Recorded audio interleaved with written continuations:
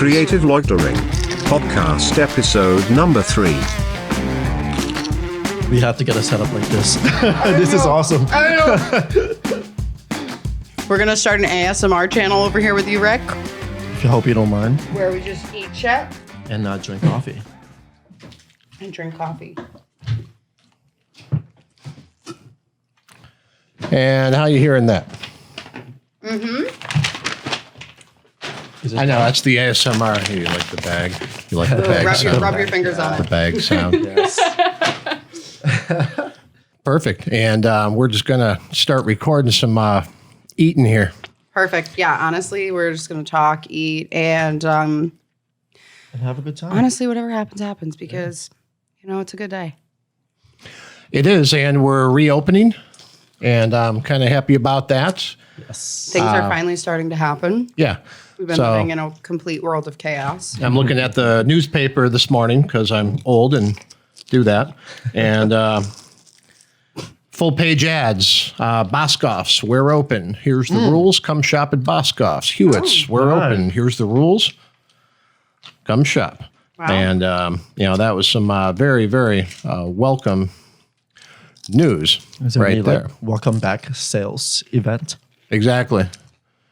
So if you go to Colony Center right now, somebody just told me about an hour ago that the Boscov's parking lot is completely packed. Oh, of course Wow. it is. Yep. So that's pent-up demand right there. So you're going to see a nice boom in sales now that people Nice. can go out. I'm Yeah. so happy there's some Honestly, sort of, I mean, like, I've been normalcy. waiting. I've been waiting for the stores to open back up so I can like get a new pair of hiking boots because I can't order stuff online. I have to like try it on. So I've been waiting for places to open so I can get some good hiking boots. That's priorities, man. Exactly. You want to try them on. You want to check them out. Exactly, because you can't order everything on Amazon and then it arrives and then it doesn't fit and then you got to pack it up and send it back. Like, no, I don't have time for that. You've been wearing your I also haven't had money for that. slip-on sneakers every time we go hiking. I know, it's dangerous. I'm going to So like dangerous. fall off the side of a cliff because it's like, oh, your Sketcher came undone. Slip-on Skechers. That's all I ever want to wear is the lightweight summer hiking shoes. I don't care what we're doing. It's the middle of winter. Yeah. You know, 'cause the other boots feel so heavy because I'm so used to. I feel like he's a kid that went to school with shorts on and flip-flops in the middle of winter. No That- flip flops. Well, flip-flops. not flip-flops, but like slide-ons. Slides. No. No, he's Crocs. He's like, no, just comfortable sneakers. I had Reebok pumps. The pumps. Remember those? I had the pumps, yeah. You know what? I was one of those wheelies, and like we got some off-brand stuff that was way more dangerous. But, ooh, did you hear that? Oh yeah. That's nice. That's some cucumber for you guys. That's really good. Refreshing. Right. Well, that's the new one. That's the new channel right there. Would you like a California roll? Oh no, thank you. I had a very boring gluten-free, dairy-free, soy-free meal bar just before you guys pulled in. Oatmeal Yeah. and water. Oh, Pretty boring. Pretty boring. Well, I'm still paying for a few years of just excess, just eating and drinking everything in sight. So I'm still getting back to goal weight from a pretty severe binge. He's still That's cleansing. Yeah. that's honestly one thing that this pandemic has really messed me up. Was I like went from having I was getting really fit, going to event fitness, and then all of a sudden it was like, oh, you're gonna be stuck at home. So now I just eat everything in sight, and I'm kind of, it's depressing. Pretty much. But it really did test your cooking skills for sure. There it is. Yeah, that was nice. That crinkle, that's people's favorite. Yeah. That crinkle. Oh yeah. Oh yeah, people. Oh wait, hold on. Wait, this is also one of my favorites. Is that miso soup? Yeah, I got miso soup. Best. Miso soupy. Well, thanks for having us today, Rick. Oh, thanks for coming in. Meaning to have you guys come by. And so something that I've noticed with the local photography community is a lot of times when we're in the same space, we're really, really busy and we're really, really distracted. That's absolutely true. Yeah. So like Robert, I've shot some weddings with you and we've spoken for a total of like 5 minutes Pretty at much. the weddings because it's so busy. You never get the chance to talk. Yep. And, one thought I had during this whole pandemic is that isn't this a chance to just kind of slow down and have some long form conversations about this and that. And also just talk about our body of work, as visual artists, whatever label you like to put on yourself, because you're a photographer, videographer, and Bethany, you're a photographer and model. And I do video as well. I've been shooting like wedding videos for almost 2 years now, but it's not something that I like try to do often. Like I shoot for other people and stuff, but photography is my main thing. Well, that's 2 years longer than most people. Yeah. Yeah. And then you're a singer-songwriter, so you've had some time to sit with that, which is kind of nice. I got an old acoustic and restrung it and learning old Johnny Cash songs, just screwing around. Yeah. I hadn't picked up a guitar in 10 years, but all of a sudden I've got this time. I'm like, wow, I don't have to go anywhere and nobody's calling. The pressure's off. What do I do now? Yeah, it's definitely been like a weird, like at first I was like, oh, everything's gonna be put on pause. We're not gonna be making any money. This is terrible.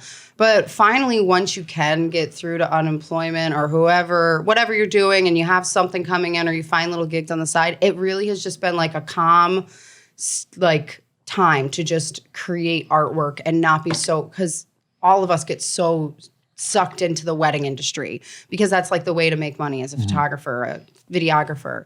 And it's just always complete chaos and stress. You're always editing a wedding and then doing another wedding and editing another wedding. And this time it's just been sort of like a super calm, peaceful time to just create art, go out, adventure, and make new content that's completely different from the wedding industry. And it's nice because I've been able to see like actually other photographers and the style of work that they produce outside of the wedding industry. So I mean, it pretty much kind of gives you an opportunity to go back into the basics of what you really, why you really want to do what you're doing in the first place.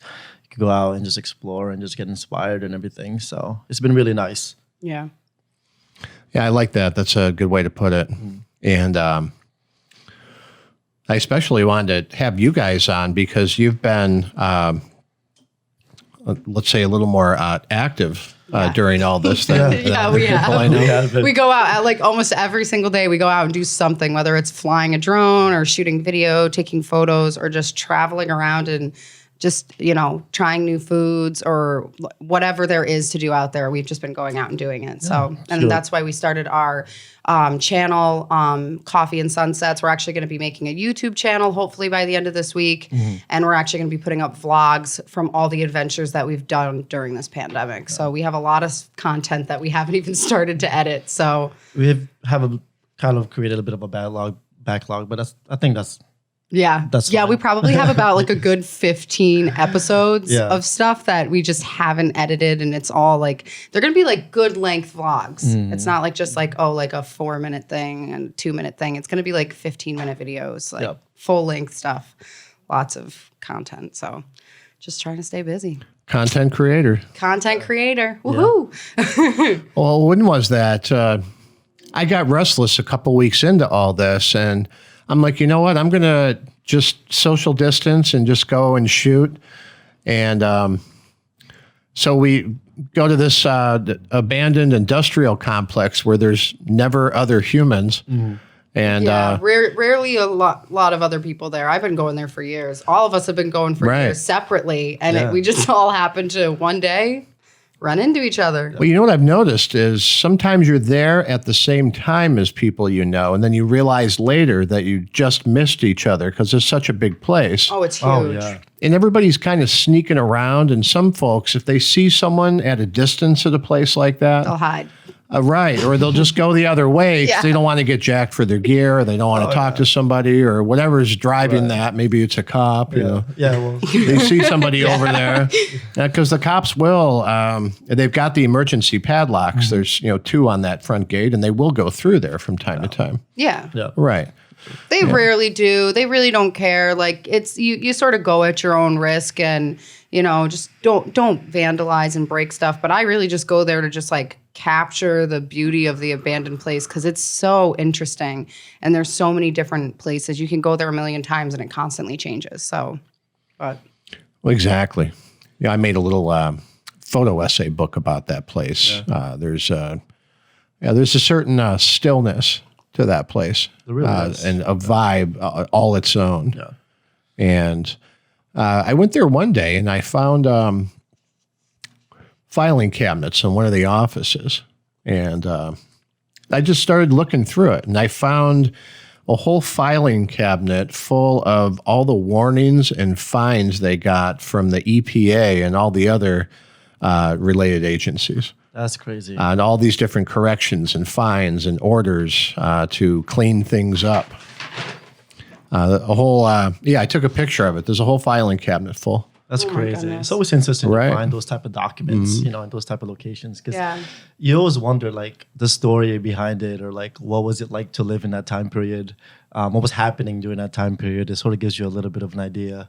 And it's quite interesting. Yeah, because I mean, like, especially like when we were we all went together one day and we were in like this area that's like, it's a locker room. And like, you know that the locker room was like probably filled with tons and tons of dudes at one point having conversation or doing whatever. And like the lockers are still filled with some of their stuff. And it's just like, what was going on in this person's life at this specific time? And we can walk through the rubble and see everything, but we have no idea what was going on or who was standing in the place that we were standing in. Yeah. Because now it's just complete, decrepit, disgusting chaos. Pretty much. What's fun about that place is it shut down in such a hurry. That was an offshore ownership to begin with. But if you want to know what took place there, the files are all still there. I went through, there's a calendar, like a schedule, and then there's another filing cabinet I found full of all the reprimands, writing people up. Wow. And I took some photos. I posted a set like 5 years ago called Nothing Got Done During the Summer of 1983 or whatever. Yeah. Because you should say like everyone was just wasted and getting written up all the time. Or something. It was systematic. It's unbelievable that they were able to get anything done. Now, being from Detroit originally, you grow up hearing about how the big three had so many factories there, and then they started moving them, and they did that for the money, and they did that for this or that. Yeah. But once in a while, somebody will whisper and be like, "Yeah," and the unions had everything tightened down to the point where you couldn't fire people that were showing up drunk or high or being abusive towards their supervisors. And that was another reason why they did that. And that's really what I saw in those files at the mill, where people were showing up drunk and they were fighting and they were sleeping in that locker room you mentioned. Yeah. They'd get so drunk and stoned, they would pass out in the locker room when they're supposed to be working. They're like, guys, we're trying to make steel products here. Yeah. We really need you to be doing that right now, where the whole really line need you shuts to down. Not be messed up. And you're sleeping in the locker room. Yeah, especially with like the type of machinery they have to work with. Like, you can't be intoxicated. No, when like you're working with that kind of you things. do one wrong move and you're crushed and boom, you're gone. Yeah, exactly. And just before they shut down, there was a fatal accident there. Yeah. I believe Of it. course there was. Yeah. Yeah, and you take 10 or 15 minutes to go through those files, you understand why there was a fatal accident. There's no surprises there. It's like I'm surprised there weren't more Fatal accidents. There were a lot of How accidents. crazy people were getting and like drunk and yeah. It's such a massive place too. There's got to be, I don't know how many buildings there are in the whole facility, but it's got to be like 10 to 15 different buildings, like large buildings too. I don't Can't even know. imagine Right. how hard it is to know. maintain everything. Plus they have like houses there that are True, like housings and residences. Yeah. yeah, and it's just like it's really hard to tell what it used to be. Maybe it was just like more of like an office space. Yeah. I don't know, but the whole place is completely insane and crazy. I mean, like I said, I've been going there for years, and when I first started going, and now when I go, it looks completely different because people go and vandalize, things wear down, more roofs fall in, and I'm spitting everywhere, guys. I'm so sorry. Sorry. Yeah, you have quite a spread over there, by the way. It's like a buffet. I know. Do you guys? I got Kinda something amazing salmon roll, something tuna roll, and your basic California roll for the people who can't actually eat sushi. Dig in. So here we go. And soy sauce. So All right, I'm gonna try. Actually, I want to try one of this. go for it. Amazing. Oh my God. Seriously. ASMR. ASMR. Get it. Excuse us, right? We're just gonna go for it. Oh, dig in there. Yes. Yeah, did you see the way that the tteokbokki? That is satisfying. Sushi is one of my all-time pleasure foods. I wish it wasn't so expensive, but this is why I really have high goals and aspirations for my life, because I just really want to be able to afford a sushi at all times. So while you're eating, I want to hear the worst bridezilla stories you remember. I got to think of that. Worst bridezilla story. So, see, sometimes it's not even the bride; it's sometimes the mother of the bride that's worse. Right. So it's not particularly the bride. It's usually either as them as the couple or the whole wedding in general was just complete chaos. I do have one though that I did last year or a year and a half ago. It's one of the first weddings. But yeah, it was actually a wedding that I did in the city. And I don't know if I told you this before, but we were scheduled to do a full wedding in Brooklyn, and it's a beautiful wedding. I mean, we met up with the couple a few times beforehand, and they were extremely cool and extremely down to earth. Very nice couple. So we're just like, yeah, this is gonna be a great wedding. And while during the wedding, it was very, it turned a whole 180 very quickly when during when people were dancing, one of the groomsmen were carrying around a huge, one of those huge, big Grey Goose bottles. Oh yeah, They're like ridiculously massive. yeah. I've ordered those like at that nightclubs before, like in the VIP section. So Yeah, he was walking around the dance floor just offering people shots out of that bottle. well, Including, things are gonna get us. really fun then. And Wait, ASMR. yeah, Oh, there you go. You need to that have was a glass really nice. So you could pour it. You could put it on the glass. And then say something really meaningful at the end. Yeah. Did you like the way the fizz? I'm like trying so hard to think of something to say, but I'm like, I got like the sushi sweats right now. It's an amazing feeling. Is that a thing? Sushi sweats? I kind of just made that up, sweats. mostly because we turned the air conditioner off, and then I ate like really hot miso soup, and now I'm eating sushi, and I'm like, it's like a workout. So Okay, call for a fan if it gets too hot. no, it's okay. Honestly, it's good because now I'm like sweating off the calories that I'm eating. Here you go. I know you. Drink this bottle of cold water. Do you want me? Okay, yeah. Here, let me. Here. Oh boy. And Robert's going to tell us about the Brooklyn Bridezilla. The Brooklyn Bridezilla. Okay, here, hold on. Is mine gonna have as satisfying of a crack? Hold on. And if she... Ooh, hold on. Oh my god. All right, how's your Brooklyn? Okay, so back to your Brooklyn Bridezilla. I'm still trying to think of a story that's really worth like telling from weddings. Also here. I mean, if she had that accent, we expect you to emulate the Brooklyn accent. Not necessarily the bride itself, but just the whole wedding in general, how chaotic it turned out. But I was saying that when people started dancing, right after the first dance, you could tell that the wedding is going to turn into a 180 very quickly when the groomsman is carrying around one of those big Grey Goose bottles, those really massive, ridiculous looking ones, walking around the dance floor and just offering people shots. So he was doing that, and about an hour later, everybody was done. They were just done for. I'm sure no one has any recollections of what happened, what they were doing that night. But we were scheduled to do the whole wedding, and they offered to. They bought us at Airbnb. They offered to give us an Airbnb for the night because it was in Brooklyn. We didn't want to, do a whole full wedding and then have to drive back to upstate New York. So they were like, "Yeah, why don't you just stay over? We'll get an Airbnb for you guys." And yeah, okay, I remember this story. Yeah. You told me this. And So we're just like, all right, well, everyone is completely wasted at the end of the night.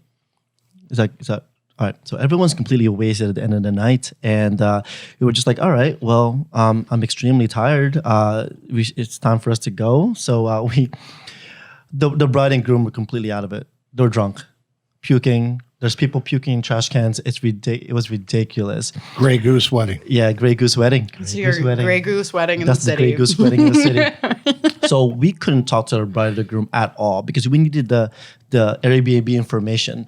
They did not give us an address. They did not give us any details about it. So we're just there, stuck. So we're just like, all right, well, so we ended up talking to some random friend of the bride and the groom that was in the wedding that kind of knew what was happening. Like he knew that there was an Airbnb that was reserved for us. So it was like, but he was also wasted. He was trying to like explain it to us, like where this place was. Like, all right, well, now you gotta just take a left over this street, take a right. Like he couldn't figure out. And then when he finally told us the address, now he told us the code of the Airbnb to go inside, the little code at the door. But the problem was that he was telling us the code number, but there wasn't any numbers on the buttons. The numbers on the buttons faded out. So you have to guess what number was it on the floor. I wasn't there for this wedding.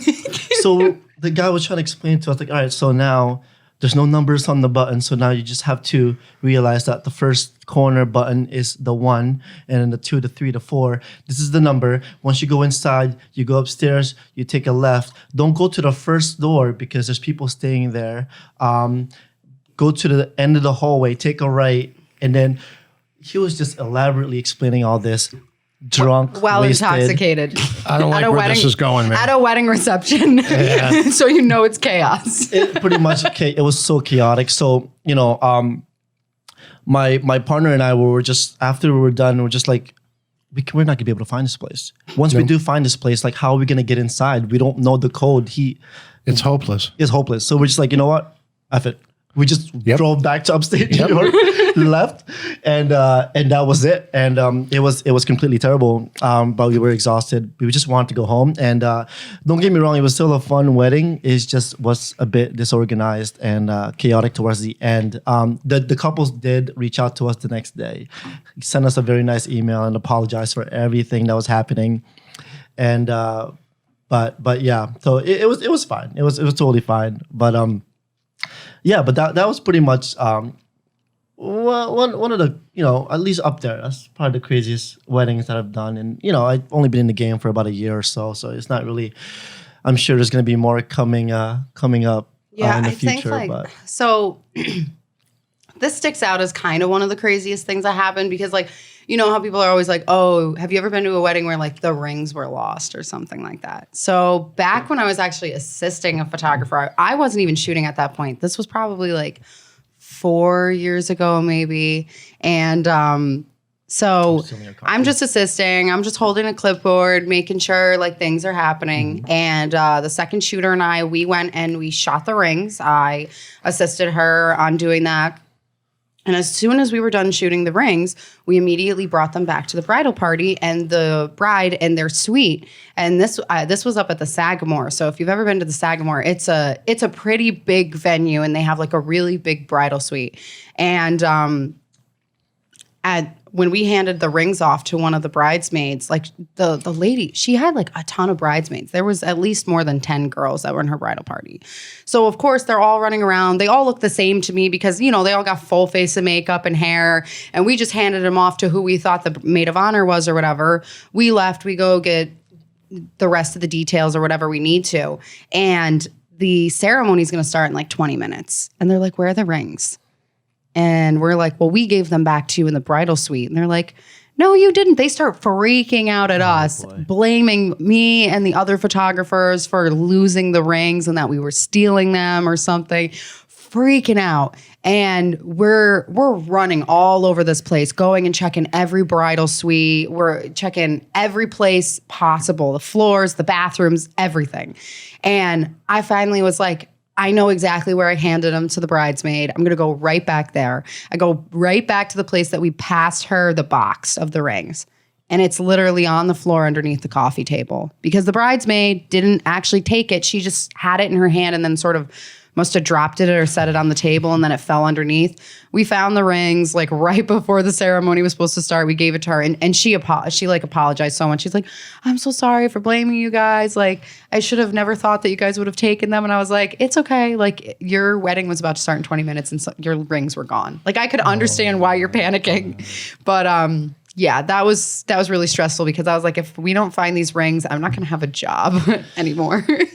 So that was definitely one of the most like terrifying anxiety like moments that happened on a wedding day for me. And I wasn't even a photographer then, but I continued to pursue it. And then I was like started actually shooting weddings and stuff and working on my own and stuff. So, but yeah. That actually reminded me of another wedding that I did. And it was actually at the Great Wacky Meadows over in Grafton Lake.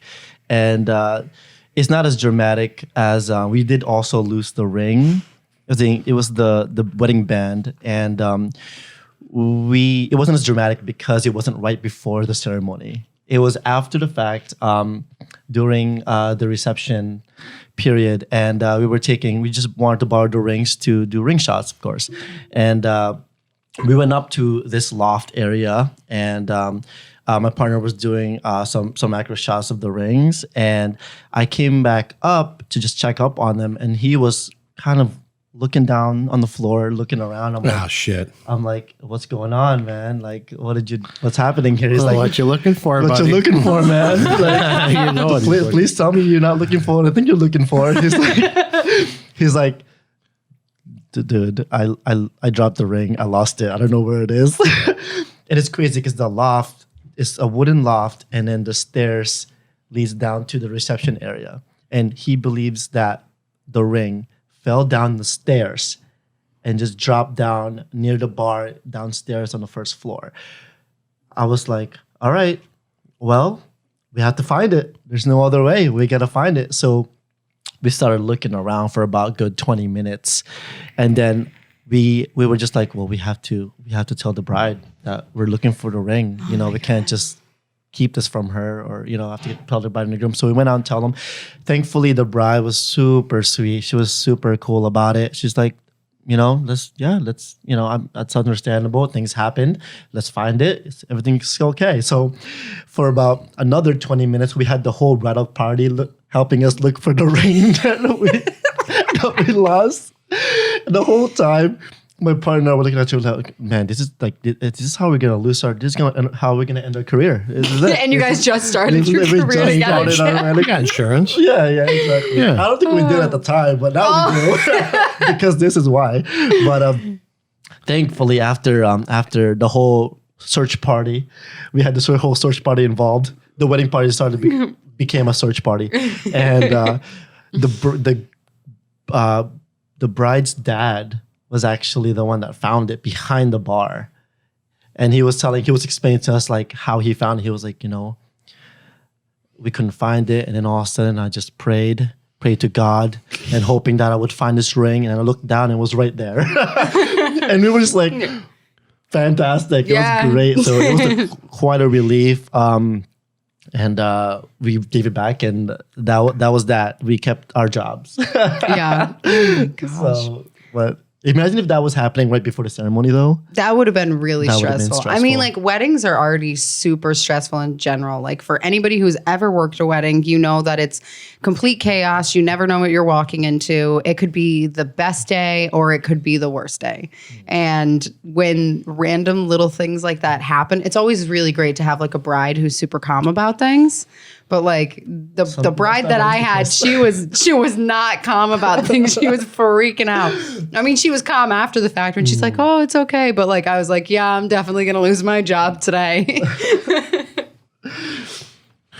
Unbelievable. Yep. Nice. Sorry, guys.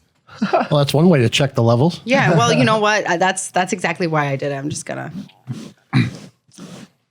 We just go to Bethany every time, like level check. Yeah, it'd be like level check. Did you put a sushi sample on the windscreen there? Yeah, pretty much. I was like, let me just There's wipe. a piece of taboki in there. Sorry, guys. I'm like, oh, that's Yep, that's me. Priceless. I don't even care. been doing that for a long time. I like the bass response on that microphone. Yeah. Like if there was one microphone in the whole world you should burp into, it's the Shure SM7. That's why I have this microphone, because if anyone's gonna burp, it's me, because I'm a lady. See, Rick knew that. That's why he gave you that. That's exactly what happened. Yeah. Yep. I'm like, Bethany's coming over. She's going to have some burps. We need appropriate bass response. We need to accommodate this properly. Yeah, I just have no shame. Just let out a belch. Used to have belching competitions. I don't care. It is a thing that happens, and I just embrace it, because Why not? Why not? why not? Exactly. Exactly. I can pretty much beat any man in a burping competition, though. Yes. Shit. That's Yeah, true. yeah. That is true. Well, what about I know we talked about some wedding nightmares. What about you, Rick? Have you? I know you've been in the game What for is a your while. wedding nightmare? Yeah. Well, it's funny. Earlier you mentioned sometimes it isn't the bride who's the problem; it's the in-laws. And I've had some less than agreeable in-laws, and also the wedding planners themselves. You know, I had one. The wedding planner changed the itinerary the morning of, and I had the old itinerary, and I couldn't understand why she was so mad at me the first half of the day. And she's coming up to me, and yeah, so there was just a massive amount of passive aggressive commentary coming from this wedding planner. So let me know just how much more time you're going to need. But because everything had shifted 30 to 45 minutes, so she thought I was running behind and I thought I was running on time. And so she would just give me these disapproving looks every now and then. Yeah. Right. Yeah. And then this wasn't a couple that really was watching the itinerary too much. This was one of those couples that are just kind of more going with it. Yeah, and just sort of letting the wedding planner control Just take care of everything. everything. Yeah. Letting her earn her pay, I guess is a fair way to frame it, right? Yeah. So they were just having a good time and going with it and enjoying the journey, you know, which might be the right attitude for every bride and groom. Most of us don't get married too often. Let's have some fun with it and just calm down and take a deep breath and enjoy the day. Because, I mean, how often do you get all your friends and all your family together? You know, that's one thing that I saw, like shooting some weddings with you guys a few years ago. There was a string of just really cool couples with really cool friends and great families. Yeah. And I caught myself thinking a few times, I'm like, they're really lucky. Yeah. And they know it. Yeah. And there's this attitude of gratitude in the air. Yeah. And that helped a lot. Like there was that one, remember we were shooting in that in the barn. Oh yeah. Yeah. And beautiful video, by the way. Thank you so much. Beautiful. He's running around. He's getting these angles. I'm like, where do you get all that energy from? Yeah. And, when I saw the finished product, I didn't mind that you got in my shots a few times I was because it was worth it. Yeah. I was just about to say that's another thing about weddings, minus the bride, the in-laws, whatever, is when you are working with another, like if you're the photographer and you're working with a videographer that you've never met before and they're like the worst to work with, or if you're video and you're working with a photographer, that causes complete chaos. I've had some of like my favorite shots completely ruined because there's some idiot videographer that's like right up in the bride's face. And I'm like, why do you need to be that close to them during the ceremony? No one should be that close to them. There's a reason that you set up different angles. And like, I mean, because, and because I've done video for a few years and I've done photography even longer, I know both sides of it. So when I work either end and I see someone doing something that I wouldn't do, it frustrates me because I'm like, if we just work together, you'd get an even better shot and you wouldn't be messing up all of my shots. So like there's been a couple of different companies and different people that I've worked with that I always go, ugh, really don't want to work with that person today.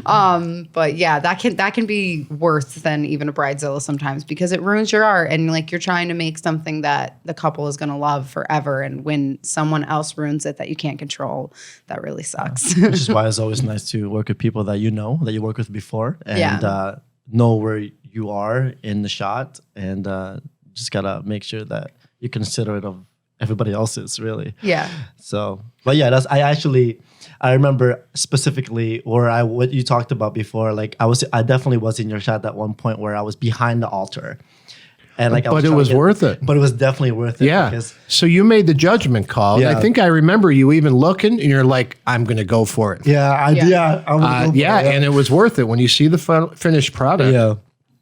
Because you did enough weddings to understand what was happening. The bride and groom, they were in a static place. Yep. I've already got 20 frames of that. Yeah. Okay, and I've already checked it on the back of my camera. It's tack sharp. I got it.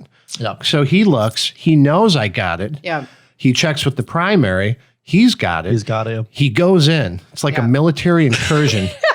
Robert goes in, he gets the shot. I remember that. And then he gets out of Dodge, just immediate exfil. He gets what he needs, and then he gets out of the frame.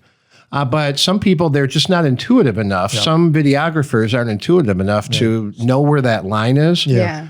And they're not going to check like you did and make a calculated decision or calculated risk, because maybe something's about to happen. You never know. Like, God damn it, Rob. You totally just messed this shot up now. But that's worth blocking the shot to get something that they're going to watch. And when I watched that video and I saw what you got, I'm like, I'm glad you blocked me. And that totally makes it worth it. But there are times where like you look like after the wedding, you're like, I don't even know who this person is. So then you look them up and you look at your work and you're like, oh my God, you're telling me that they just ruined my shot for this? For that, For this? Are you kidding me? Yeah. So it's just like, it's you never know. And I always really love working with people that I know are going to do a good job and they know what they're doing. And some people are, they're making an art of it. I know when you make your videos, they're very artistic. You have a very specific plan that you are recording the entire way through the wedding of the day, so you know your cuts. But some people just go there because they're getting paid to just hold a camera and not do a good job. And you really need to make sure when you're looking for your wedding photographer, your wedding videographer, that you find someone that is doing it for the art of it as well, because the quality is just going to be so much better, and you know that they're going to work better throughout the day. Very well said. Very well said. And that's what stands out about when you see Robert shooting something, because you can feel that there's like this zest and enthusiasm, and you're going for the angles. You're not being a voice-activated tripod. You're going for the shot, and you've got an idea of what you're going for and how you're going to use it. It's not just randomly following around at eye level. Like especially that, remember that particular groom? He had, I remember 2 daughters. He had 2 daughters. 2 little daughters, and they're playing this piano. Have you seen this one? I don't know if I might have. I've seen so many, so. There's a piano in one of the rooms at the Prine House. I'm probably mispronouncing that. It's Prine, something like that. Who knows? It's a house. Yeah, it's a house. Yeah, so there's a piano, and the 2 daughters who also had a big role in the wedding. They even had their own vows, which was really cute. Nice. Yeah, that he captured. Like That's nice. Sounded way better. Yeah, but he captured them playing the piano together. This beautiful shot where you did kind of a zoom pull. And it was just. And the way you cut that in, it's like, wow, I know, like when they saw that, they didn't have anything but positive feedback. Like that's something. Absolutely. Yeah, that's one of those moments where you can say, don't block the photographer, but you know what? These days, what are they going to look at more? That still photo or that video? That motion. Both are important, and there's been a few times where I'm just blown away by what the videographers get, and then there's been a few times where it's pretty underwhelming what I see. Yeah, I'm like, maybe you and guys that's the should've thing got out is, of it's the way. like when you look at the market, as like in the capital region, upstate New York, you have like 1.5 million wedding photographers. Everybody is a photographer, but you only have a few people that are really like wedding videographers who are actually like doing super artistic. I know Robert likes to actually be called a cinematographer because that is like that's like, it's more than just a videographer. You're not just going and capturing the video. You're really making a cinematic piece of artwork when you're going and shooting pretty much anything. You could make going through the drive-thru in Taco Bell look nice. So, but yeah, no, there's the market is really oversaturated with photography, and I feel like there's not as many people doing video, and there's definitely not as many people doing video the way you are doing video. I know a couple other people who are doing it like you are, but that's probably like maybe two other people that I personally know. Well, appreciate the kind words. I like that. Cinematographer. Cinematography. Cinematographer. Yeah. Okay. Yeah, that's fair. Cinematographer. I mean, I think it's just one of those things where, you're more involved than just being behind the camera because you're setting up the shot, you're sort of directing what you're shooting and what you're getting in the composition, and you're also editing it in a way in post where you have to tell a story, and based on the footage that what you've got. So yeah, it's definitely more hands-on, more involved. So, and I feel like cinematographer is. I feel like I, fall into that category a bit more. Yeah. Yeah. That's fair to say. Yeah. But no, it's at the end of the day though, the people that you work with, like with Rick and how you explain that whole process, and I was trying to get the shot, you wouldn't be able to realize that if you knew the shot that I was taking, and you did. And I think that the people that you work with, if they have a visual eye, if they know the shot, they know that you're getting it. They're like, oh, okay. I feel more at ease that he's gonna take that risk and get that shot because I know exactly what he's trying to do. So yeah, that's where having a team who's worked together or know each other and preferably even trust each other. Where if somebody's doing that, they got a good reason. And Exactly. there's no negative emotions about that. You're like, oh, he's going for it. yeah, Yeah. No. Yeah. And there's, you're not contributing to a sense of chaos because that really seems to be the enemy at weddings is when people start to get flustered. Oh yeah. And miscommunications. and I've seen that before where they start getting nervous, and it's like, you know what? Just calm down, take a deep breath, and pick your shots. Yeah. And if you do that, and don't just be spraying and praying, just breathe and shoot. Spraying and praying. Well, you see that, you're like, yeah, I've got 5,000 photos for you. And, Like, okay. And they're like, okay, but only one of them is really great. I mean, there's a time and a place to do a burst like that. Oh yeah. Yeah. Yeah, I mean, But like not too Action often. shots. Yeah, no, like I mean, like if they're going in for the kiss, take a bunch of photos because you never know, like they're the angles of their face are changing. They might have their eyes open, they might blink, but if you just go and you have your perfect shot and you have the composition right and you just shoot 25 of them in a couple seconds, it's like, okay, well, 5 of those might be really great. That might be exactly what I wanted, but when you're just shooting all day long and you're not worrying about your lighting. You're not checking the back of your camera. Like I constantly check the back of my camera because sometimes like I'll be carrying my camera on the side and my like hip will hit the shutter and it will go up. And then like, I'm like, why is this way overexposed? Yeah, I like to do that too. Yeah. And I'm like, why is this? Oh, that happened. Damn. And then you gotta go back in and readjust everything. But that's why it's always good to be like looking at the back of your camera, making sure that your shot is what you want before you move on. Because I mean, there have been times where like you'll go and you'll shoot the entire family portraits and then realize that if I don't personally use back focus, but if you use back focus, you'll notice that sometimes your images are blurry if you didn't hit your back focus. And that's why I don't do that. I love back focus. Back button focus. Back button I focus. hate it. Yeah, I hate back focus. You need to be the person to figure this out because he loves it and I hate it. It is a love-hate relationship. Exactly. Yeah. No, that's It really It is. really is. now 'Cause I'm what I not- like about it is I got into a workflow. It was probably John Celo or Jim Gilbert or one of those guys that got me into that in like 2012 or 2013 because I wasn't happy with the way my camera was focusing. And they're like, no, you can just back button focus and recompose, way easier, and just get that shutter release completely separate from your focusing experience. And for my particular style, that helped me grow as a photographer. Some people can't stand it.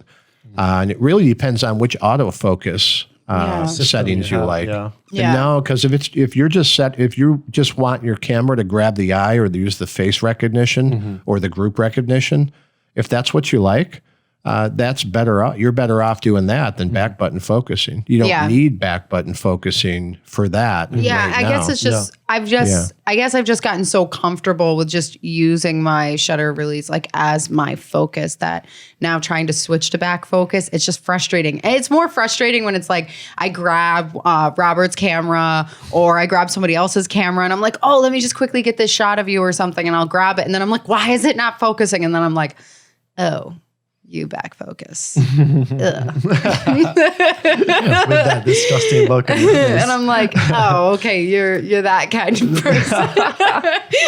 The good one. Yeah.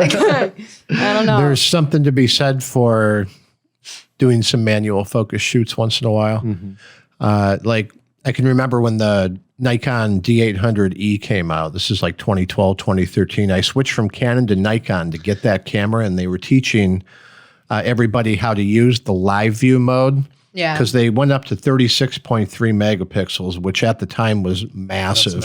Yeah. And the amount of detail you were getting was so much more than you would get with the 5D Mark II or any of the other cameras that you had to be very precise with your focusing. So they taught this technique where you go live view mode, pick your focus point, zoom all the way in, manually focus. And so manual focus. And so I've always been using manual focus on a regular basis all along. And then I got back into 35 millimeter film photography in 2016. And I shot a bunch of rolls of film with manual focus. Yeah. And then I get that Nikon D850. And I'm at a groundbreaking last year with a couple of senators, congressperson, and a bunch of like billionaire and multimillionaire donors for this big fundraiser. And so they're all there. It's the hard hat and shovel groundbreaking shot. Yeah. 7 a.m, freezing cold with my D850. And the autofocus won't work. Oh, no. Fun stuff there.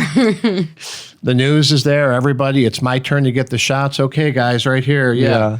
And the autofocus won't work. And if I hadn't been so used to Manual focus. and if I didn't know my camera so well to just be able to check the usual suspects, because there's that manual focus, autofocus switch on the Nikon 800 series. And then there's another one on the lens. It wasn't that. Those were okay. So it was like click, click, click. Okay. And they're all like there, like, Yeah. waiting. Holding the shovel. Groundbreaking. You're like, So- what? I didn't have to think twice about it. I just took a deep breath. I'm like, okay. I stopped it down more, auto ISO, and I just manually focused, and I did a burst with a little bit of fill flash. So I did like 20 shots in a row as I just gently fine-tuned the autofocus. And you're hoping that a couple of them are in focus. So, So I had 5 perfectly sharp ones, and I was able to make a composite so people are blinking because there's like 18 people. yeah. So I was able to make a composite, and that went out in a press release 3 hours later. My goodness. Nice. Yeah, And they brought me back for a lot of work after that. Well, good Nobody thing you ever knew how to even knew. use your manual focus. They never even knew there was a problem. Yeah. And I tracked that down to a counterfeit battery. Yeah. That's why the autofocus wouldn't work. Oh, that's Counterfeit battery. Yep. Well, Yep. that sucks. A counterfeit Nikon battery. Damn. Wow. Yep.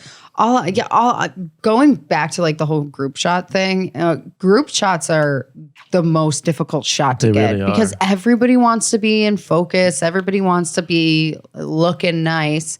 And it's completely insane. I think the largest group photo I've ever shot was actually recently. I did the dance studio in Albany. They were at the Palace Theater in Albany, and I had to do a group shot of all of them on the stage. And like it's dark in there. It's super dark. And they had like 200-300 kids maybe all lined up on stage, and I had to get all of them in the shot. That was terrifying. I was like, okay, we're gonna try to make this happen. I didn't have a tripod, I didn't have flashes, I had nothing. I just had to Make like sure your get shutter's fast enough. I was like, get the shot, make sure that this is gonna work, and hope that I'm like getting enough light on everybody. So luckily I got the shot, everything was fine. But let me tell you, I took a lot of shots there just to keep going through and making sure like, okay, all right. It also helps too if the people are comfortable in front of the camera, because sometimes you get couples, sometimes you get wedding parties where you try to do group portraits after the ceremony. Yeah. And it's difficult because, everybody's moving around. It's hard to coordinate something like that, especially with this huge family. And I always find it so funny because like when people are doing a group shot, you would think that, well, if you can see me, then I can probably see you. So why are you like this behind somebody? It's like, pop up and put your head in the window. And if you can see me, then I most likely can see you. And if you're like only 4 feet tall, why are you trying to stand next to this 7 foot tall person in the back row? Like group shots always blow my mind because people literally have they don't know what to do. And that can be really chaotic and stressful, especially like at weddings when like half the bridal party has already hit the bar and they're like kind of feeling it. They're kind of feeling it. They come back and you're like, oh, I need you to stand over here, and they're like falling over, and I'm like, oh my god, this is fun stuff. Do you guys know Johnny Anelli? Anelli? Johnny Anelli's a wedding photographer. He taught some workshops here in the Capital Region back in 2012 and 2013. No. I took like 10 of his workshops. He's pretty firm with people when he's telling them what he needs from them. Yeah. And I was surprised at first. I'm like, wow, this guy's kind of being a dick. But then I started to see, and then I did more of that stuff on my own. Yeah. And I understood what he was doing. Oh, yeah. He was projecting, and he was giving them authoritative tone that they would recognize and follow his instructions in order to get the shot that everybody agrees should exist, right? If you're in that photo, you want it to look good, right? Yeah. But you got to cut through that static. They're talking amongst each other. As you said, they're already drinking. Yeah. Oh my gosh. You got to project a little bit. Yeah, they definitely need that direction. Yeah, that's definitely one thing that's helped me in the wedding industry. Is for those of you who know me, I'm quite a little spitfire at times, and I don't mind saying something if it needs to be said. And let me tell you, I would never have been able to shoot weddings on my own if I didn't have like the energy and just not really caring if I irritate someone a little bit to just be like, hey, you over there, I don't know your name, but you got to come stand right here, right now for this shot, or you're going to not be in the shot and it's done. And you just have to be able to go for it and just take it, give people direction. And sometimes people will think you're being a little aggressive, but like at weddings, there's only so much that you can do. Sometimes you just need to be like, boom, this is what's happening right now. And if you don't do it, then I'm sorry that you messed up my shot. Yeah. There's a line that I tried on about a year and a half ago. Because I had a bunch of conversations like this with people. Like, how do you deal with the main topic was the phones being in the way and people in their pockets. And they want to take that space that the professional wedding photographer would traditionally have. Yeah, and they just stand right in the way with their. The worst is when they have an iPad in the middle of the ceremony, and it's the aunt sticking out into the aisle with her iPad like this, and I'm trying to get a shot right down the aisle, and just you see that the iPad's like covering up the bottom part of the dress or something. And I'm like, I've had to walk up to people and ask them, can you please put your can you please put this away? Like I've actually gone up to people during ceremonies, tapped on their shoulder and said, you need to sit down. You need to put this away. And the worst part is that there's literally a sign at the front aisle that says this is a wireless ceremony, meaning that like unplugged ceremony, whatever. Yep. Like no one's supposed to have anything out. And then they do. And I'm like, you're ruining the shot. Do you understand that these couples, they're paying a decent amount of money to have us there documenting this, and you're going to try to get a crappy picture on your iPad for the middle of the kiss, and now you've ruined my shot completely. Yeah, that's actually... And that irritates me the most. Couples and venues have been very aware and good about that, actually, because, I have seen those signs in the beginning of the aisle. Unplugged ceremony, or something like that. There's a wedding, actually, that I saw that same particular sign, but it literally was cutthroat, literally just said, we're paying professionals to take photos, so please don't. And a lot of photographers actually provide that signage for their clients. Oh, wow. Yeah. Okay. That's now, nice. after I did a bunch of second shooter gigs and I started to get more comfortable doing weddings, I was asked to do a wedding shoot as the primary. Yeah. And so I asked around, and who was it? I think it might have been my dad. He told me about a wedding he recently went to where he was really impressed with the way the wedding photography team managed the devices, because people were getting in the way like crazy. Yeah. And the word tracks that seemed most effective after I talked to a bunch of people was, let's make sure we get the weddings for the album, and then you guys can come in and get some shots with your phones. Yeah, because I don't like when we're done shooting all the main stuff that needs to be done. I don't really care if Grandma wants to step in with her phone or if Aunt Betty wants to step in with her iPad and take a picture. But it's just like if you're just standing there the whole time that I'm trying to get a shot and you keep stepping in closer because you have a super wide lens because it's an iPad or an iPhone, it's like, hey, you need to get out of the shot so I can get mine. I think one of the most frustrating moments that I ever had. So I don't know how many of you guys have ever been on the St. Sacrament on Lake George. It's a cruise ship. It's not a big cruise ship. And up in the very front of the cruise ship, they have like the little docking area, some chairs. And I shot a wedding ceremony on there. And I was all by myself. I didn't have a second shooter. I was shooting this all by myself. And the videographer that happened to be there did not know what he was doing. So he was already kind of messing up my shots a little bit. But on top of that, because it's such a small space, everybody... like the minister never told everyone to sit down.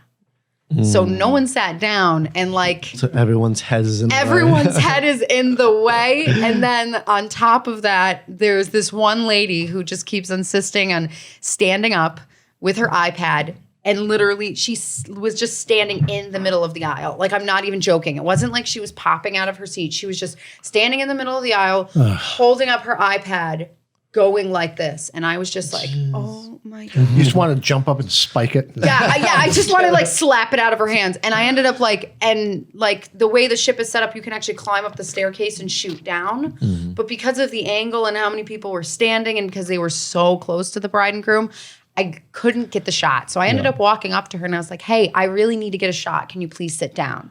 So I finally got her to move over and sit down. I went to the back of the aisle, turned around to take the shot. No kidding. This lady is standing exactly in the same spot because she thought that I just needed her to move for a second.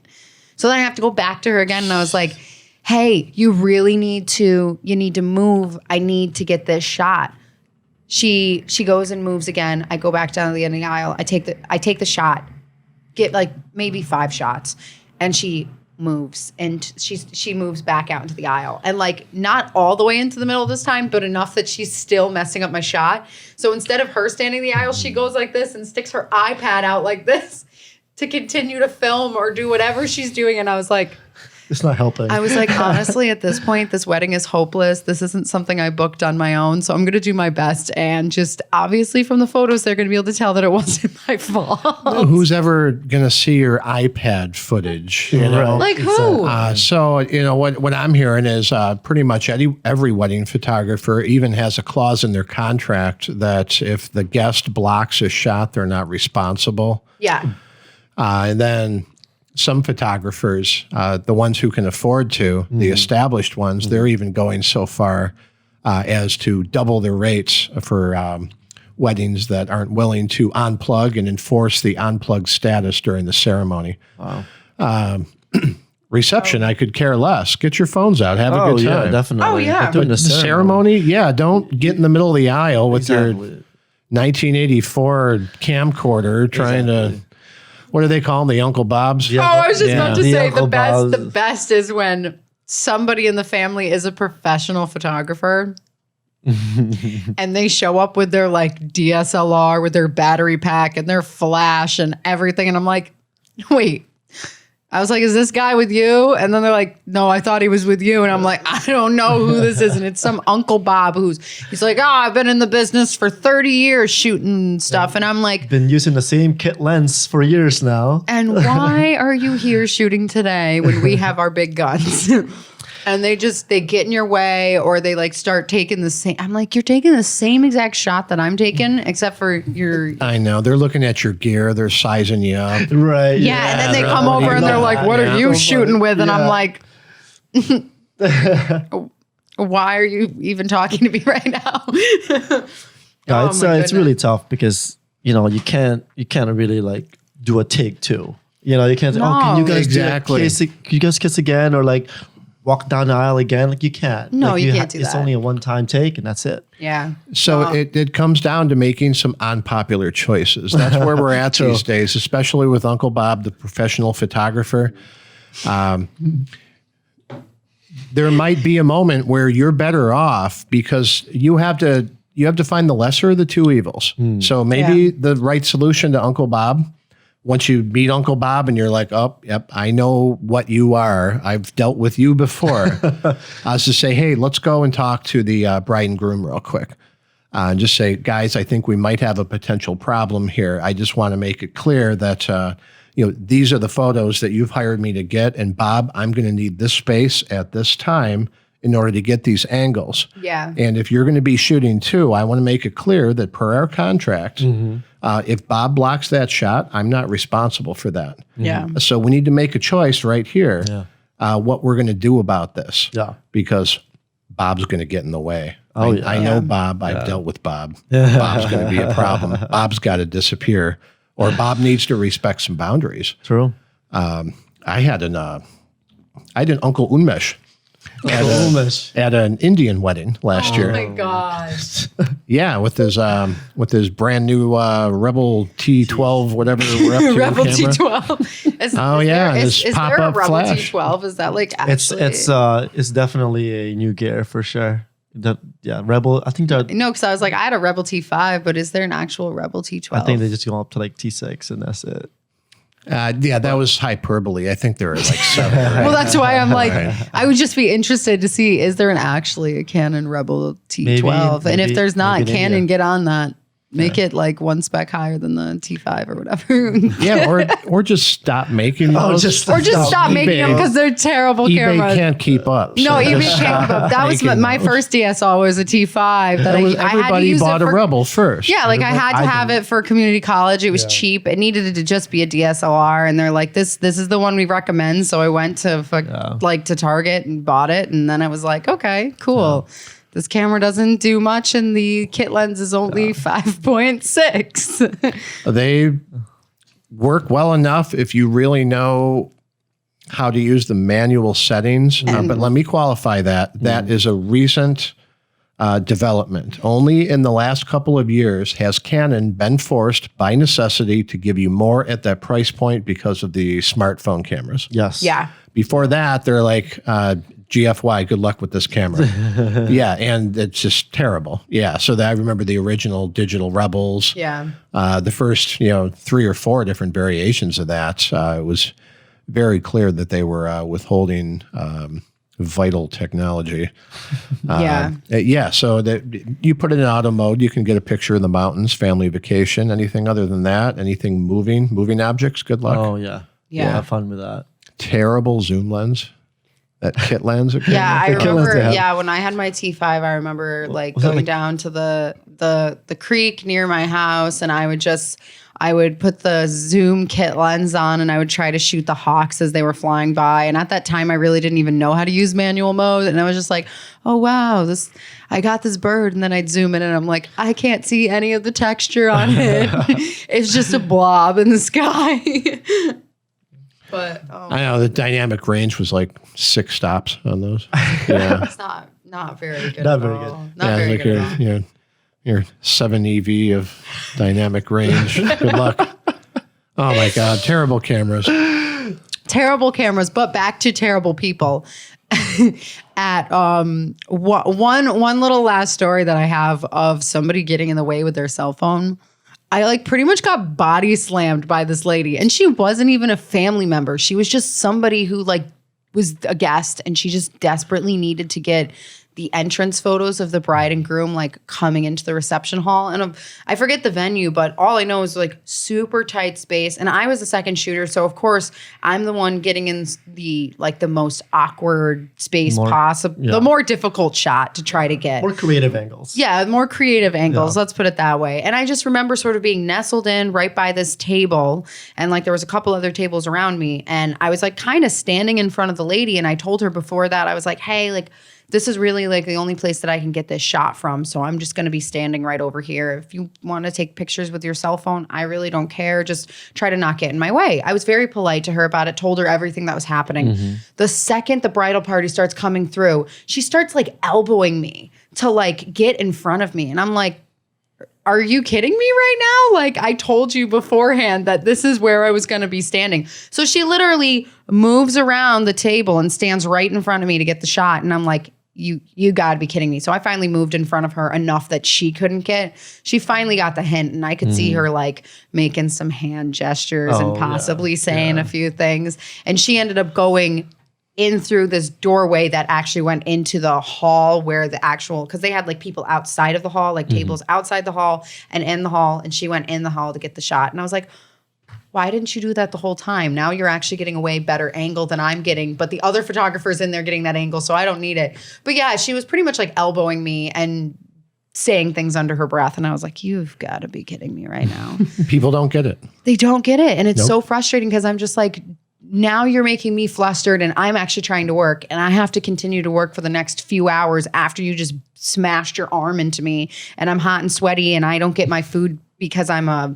vendor and you already have your salad on your table. I'm starving and hangry and cranky, and you just elbowed me in the middle of my shot. So the only thing worse than that is letting her block your shot and having that frame missing from the wedding album. exactly. Oh, right. Exactly. Because then you'll hear something And about that's it. why you made the right call. Like even if you Yeah, got it doesn't matter. You have to get the shot because Yeah, if you don't exactly. get the shot and they ask you why, you can't be like, oh, a guest was in my way. They'd be like, well, why didn't you move around her? Yeah. So you do it. And then if the guest complains to the bride and groom, then you can just be like, hey, I had to get this shot. And they'll be like, they'll usually side with you. I've I'm never sure had a bride and groom never side with Oh, me yeah, of on a course. They're not wedding. going to side with some guests. If anything, the bride and groom most of the time know that the guests are, Are- annoying. yeah.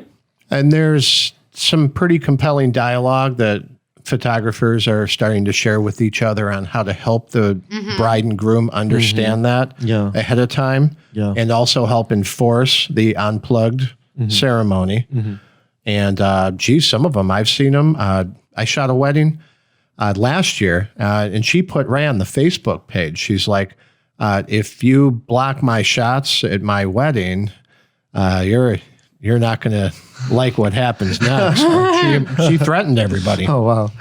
Yeah, she's like, just don't do that. Yep. Yeah. Because what I did and what I plan to do again was I shared that there's this wedding. I have the link I'll send you. Oh, definitely. This wedding photographer, she shared this really compelling example of all these ways that the shots got ruined.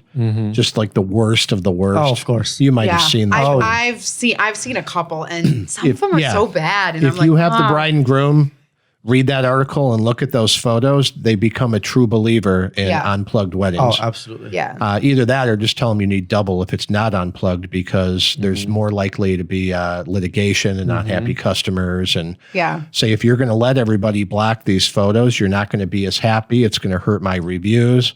The only thing left for me is money, because I'm unlikely to get the shots you want if you're letting mobs of people with their iPhones block me throughout the ceremony. Yeah. It's kind of hard to argue when you frame it that way. Yeah, no. And like, I mean, and it's nice when you like have a bride that maybe like you've been able to actually talk to before all this stuff has happened. Cause like, I mean, I remember another wedding, like where like when you're doing the shots, you know how like the photographer, you take a little breather so you can set up the next shot. And then like, when the couple is still standing there, mom jumps out of the shot, grabs her cell phone from a person. She's like, wait, stay right there so I can get a picture. Like right in front of the photographer and everyone. And I had the bride go, oh my God, mom, put your phone away. That's literally what I'm paying these people right here thousands and thousands of dollars for. Put your cell phone back in your purse. And I was like, there you go. We need more brides like that. Thank you. Yep. I love you. Exactly. Is that the right one? How about this one? Okay. There we go. There we go. Yeah. Yeah, there we go. Thank you, the bride. Yellow button. Thank you, bride. The yellow button. The yellow button is applause. Yes. We need more brides like her for sure. That's when you lose the ring. That's what happens. We called Josh in the one night and we were doing that. Yeah. He's like, you got to tell me if you're recording when you call me. What if I'm naked or something? Why would that matter? That's what my buddy said. And he's like, you're just audio. I mean, I guess like, that'd be funny. Like, I want to Skype you and like break into your camera and be like, hey, man. I mean, if you were Skyping him, FaceTime, whatever, like that could be an issue. But if it's just audio, why does it matter if you're naked? Yeah, like those 80s movies about the future where you can just break in on a video call. Right. Yeah, like Total Recall, where the face pops up. What the fuck is going on? I was not expecting that. Well, I was trying to figure out which microphones I liked best, and I like posted this video like, hey, how's this one sound? He's like, stop being a little girl. They all sound the same. Just pick one. And he's right. So, incidentally, we're doing a podcast with 3 different microphones right now. Yeah. We've got 2 more of those sitting right in the other room. It just doesn't matter that much. No, it doesn't. It's like, I'm going to post like a blind test. Just to prove the point. Yeah. It's kind of like wine, like the high-end wine and the cheap wine doesn't really have that much of a difference. It's just the labels and the companies that made it that makes it so expensive. Because if you did a blind taste of wine, we should do that. Wine tasting and microphone at the same time. Yeah. And just see how wasted we get. Yeah. Exactly. I'm totally down for that. Compare the sounds too. And compare the sounds. Yeah. And I'll belch into each microphone. And see if each which one is this? Different. Yeah. Which microphone's the best for belching? Yeah. Right. Be like, the Chardonnay belch. There you go. The Chardonnay belch. This is the rosé belch. Rosé is disgusting. only basic. Did you drink all my coffee? What?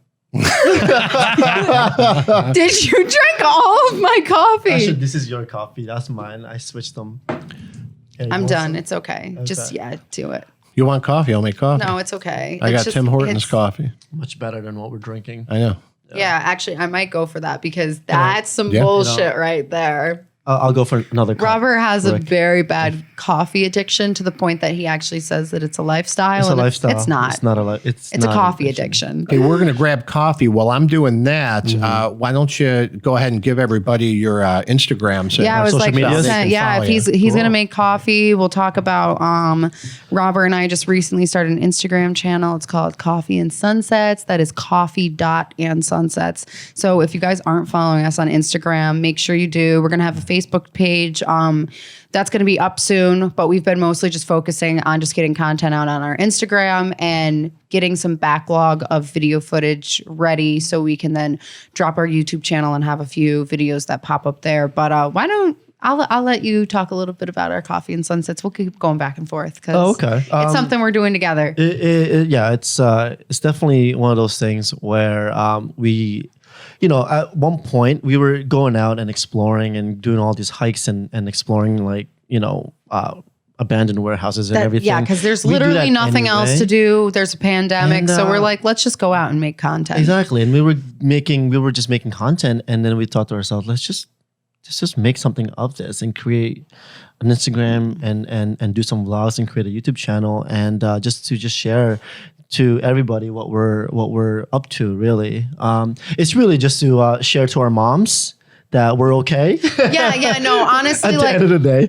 don't get me wrong. We would love it if we had followers, we have fans, we have people who want to tune in to watch our vlogs and things that we do. But at the end of the day, both of us are kind of doing this because we love our moms so much. And my personally with my mom, she has always been like one of my biggest inspirations. She's always been someone who's pushed me to go out there and make the art. And she's also somebody that like whenever I show her my stuff, she's super excited. Like whatever I do, I could do the dumbest thing and I'll be like, oh, hey mom, look at this. And she's like, oh That's my God, amazing. that's so amazing. So I kind of want to do this so my mom will have like fun content to watch because I know she always loves seeing me on my adventures with Robert going and doing the crazy things that we do. So like the vlogs, they're really for you, mom. Yeah. All the other fans, we love you too, but my mom's my number one fan. Yeah. My mom just want to make sure that I'm safe and I'm not. I don't think she should see half the content that you do then, because standing on a 7-story warehouse that might crumble under you is not a. not a safe. I'll show my mom that I'm safe on top of an abandoned building. But at the end of the day, though, if she does see the video, that means I am safe and I have edited the video. So, that kind of tells her it gives her a little bit of security. Yeah.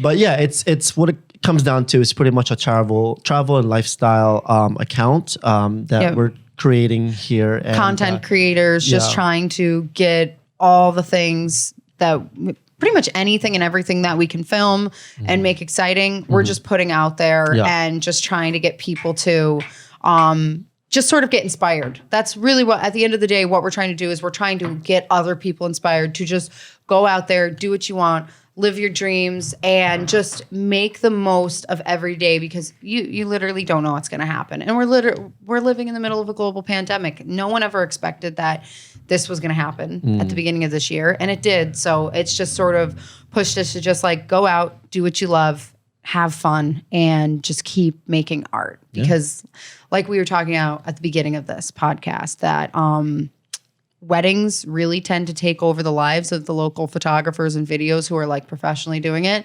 And this pandemic has sort of been like a nice cleanse for all of us to just sort of focus on the things that we want to do and the things that we really love, but sort of get put on the back burner because we're just desperately trying to make money and make it by. So pay the bills, thank you, pandemic, for making all of our artistic juices flowing. And now we have coffee, so coming. So I like that. I like the way you just framed that. Yeah.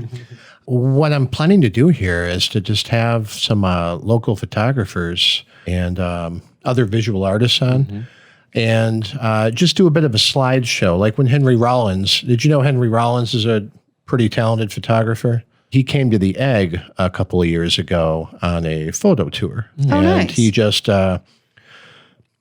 put up a slideshow of his photos and he told stories about all his photos. He's traveled to 87 countries. Wow. So there's all these amazing photos of all these places that, we'll never see. Yeah. Yeah. So there aren't many of us that are ever going to take a train all the way across Siberia, for example. Yeah, no, and that's the type of stuff that Robert and I are hoping to do in the future. Obviously, once the pandemic's over and once we can get back to work and start making money and saving up, our plan is to be able to travel the world. We want to be able to go places that not a lot of people get to do because so many people just get so stuck in the way of trying to make money so they can live a life instead of just actually living their life and just having the money. Like if you do what you love, things are just going to happen. And people try to be like, oh, that's not true. That's not happening. But I am a living, breathing example of that. I, have just gone out there and I've been able to, opportunities have just sort of come my way, because when you're a passionate person, other people see your passion and they're willing to give to your cause, or they're willing to help you, or opportunities come your way. So it's just like, if you just go out there and do what you love, you're going to be able to make it. You're going to figure out a way. And that's the biggest challenge I think that a lot of people have, is that they don't really have the confidence to go out there and put yourself out there, meet the right people that are in the same field of what you're trying to do, what you're passionate about. And ever since I picked up a camera and I really wanted to pursue photo and video, but primarily video, things have sort of played out and things have sort of come into play, and I've been very grateful about that. And if there's an opportunity, just take it, because you never really know, because that could lead you into another opportunity and another one and another one, and before you know it, it's a career and you're making money and you're actually doing what you love to do. So.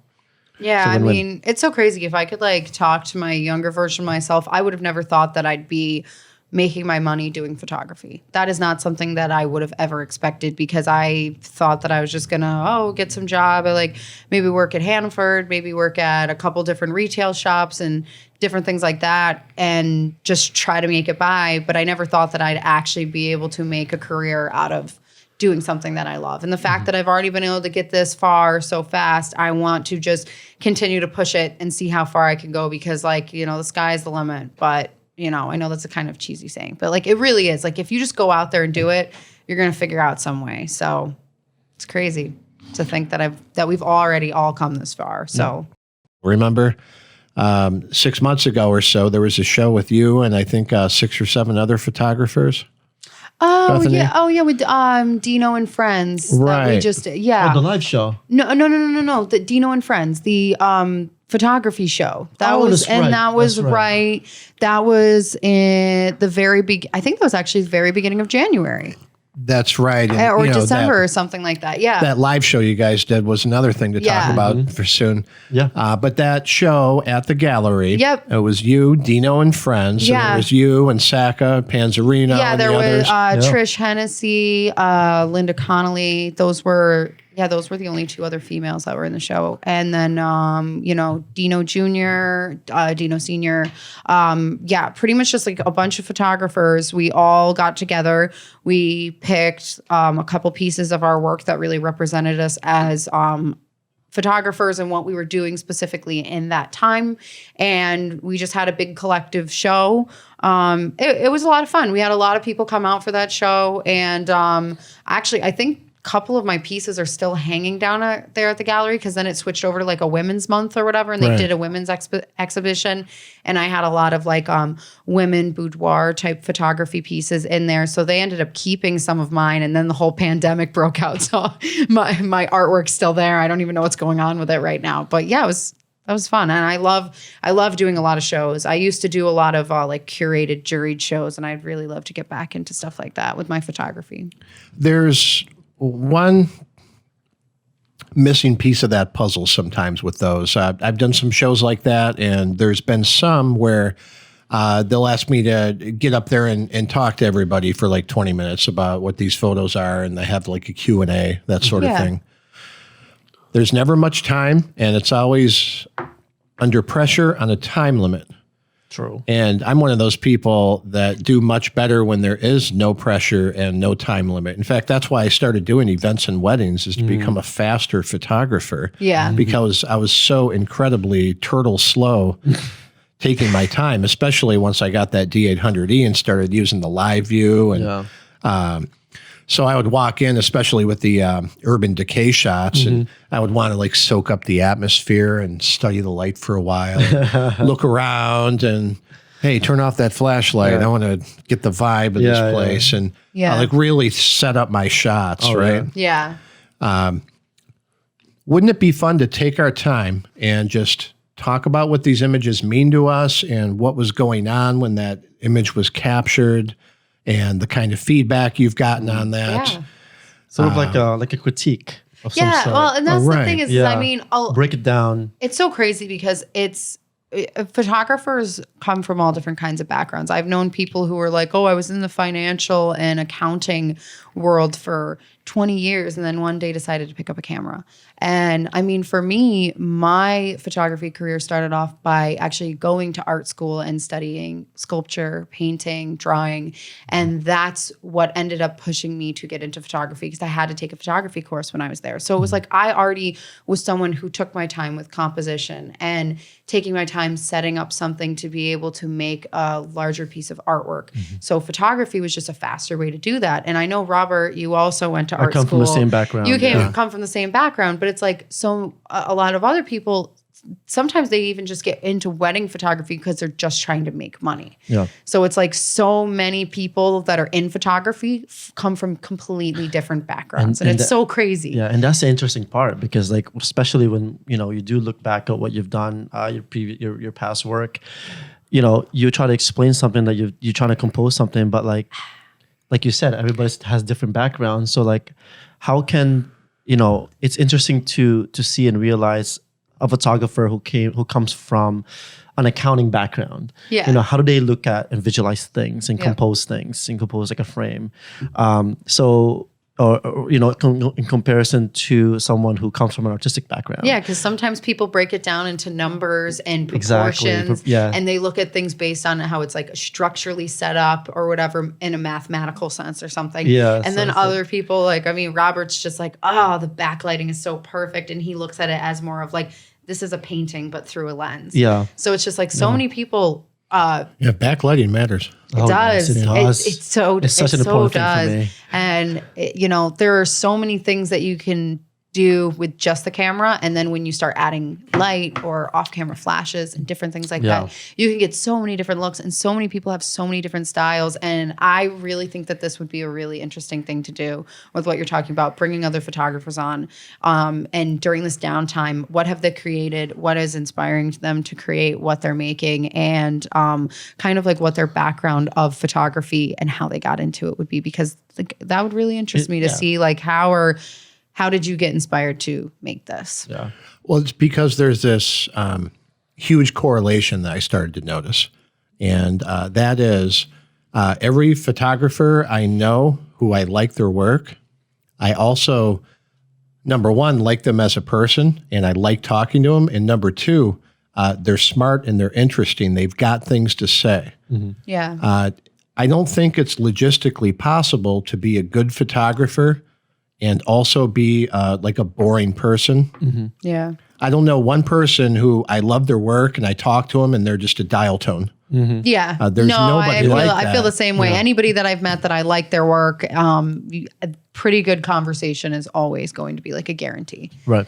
They've got something to say. Yeah. And they're interesting. Oh, yeah. And most of them have that likability factor too, because sometimes that's baked in. Not everybody, but most of them. Yeah.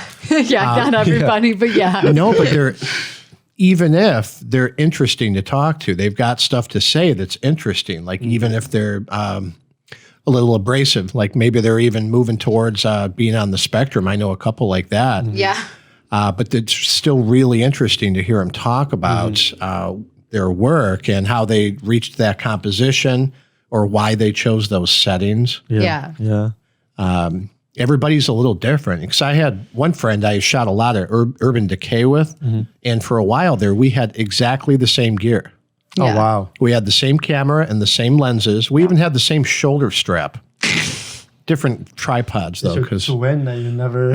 No, because I'll carry a heavy tripod because I don't like using light tripods on site. Yeah, no, Rick has his tripod. It's like 15 feet long, and he still picks the camera up and turns it, and the tripod will like knock someone out. Ridiculous. It's part of Rick now. It's like this yeah, but it's going to be great because like in the crazy places that he goes, knowing him, like a monster is going to like walk through the door, and he's just going to be turning it to get a shot and like knock them out and just like casually move on and not know that something was about to murder him, but his tripod took it out.